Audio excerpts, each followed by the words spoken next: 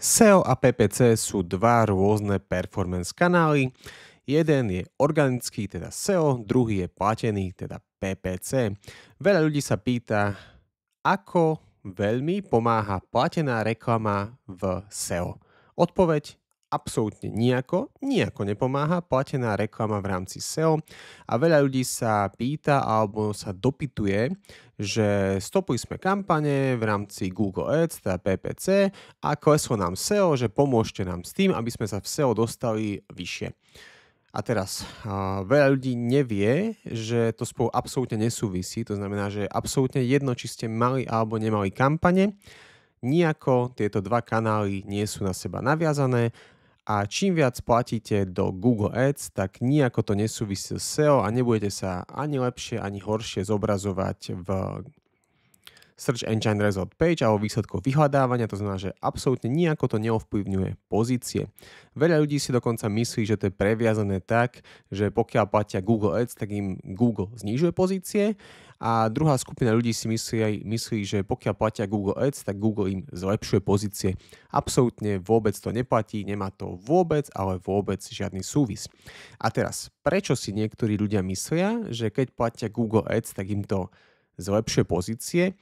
Môže to byť kvôli tomu, lebo v rámci Google Ads je niečo ako score quality alebo quality score a toto quality score vás tam aj Google Ads navádza, aby ste pridali relevantný obsah, aby ste zlepšili štruktúru, aby ste tie kľúčové slova mali v rámci štruktúry na samostatnej URL-ke, aby ste to mali optimalizované pre mobily a ďalšie takéto veci.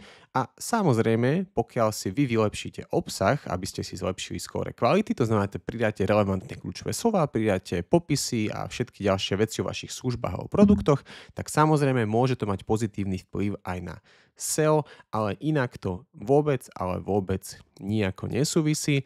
A teraz druhá skupina, prečo si ľudia myslia, že keď platia Google Ads, tak im to zhoršuje SEO, lebo si myslia, že tým, že Google bere peniaze a že vidí, že ste ochotní dávať peniaze, tak vám zhorší pozície, aby ste nemali konverzie organicky, čo samozrejme je taktiež absolútna sprostosť. Takže moje odporúčanie: nenaleďte rôznym šarlatánom, ktorí sa vás budú snažiť presvedčiť, že to nejako súvisí. Nie, vôbec to nejako nesúvisí. Sú to dva separátne performance kanály. Obidvom kanálom sa treba venovať, aby to nosilo výsledky. To bolo z mojej strany všetko. Pokiaľ by ste k tomu mali otázky, dajte ich do komentára, rád sa k ním vyjadrím, ukážem aj nejaké case study. Pokiaľ sa vám video páčilo, dajte like, dajte odber a počujeme sa pri ďalšom videu, poprípade na konzultáciách alebo školeniach.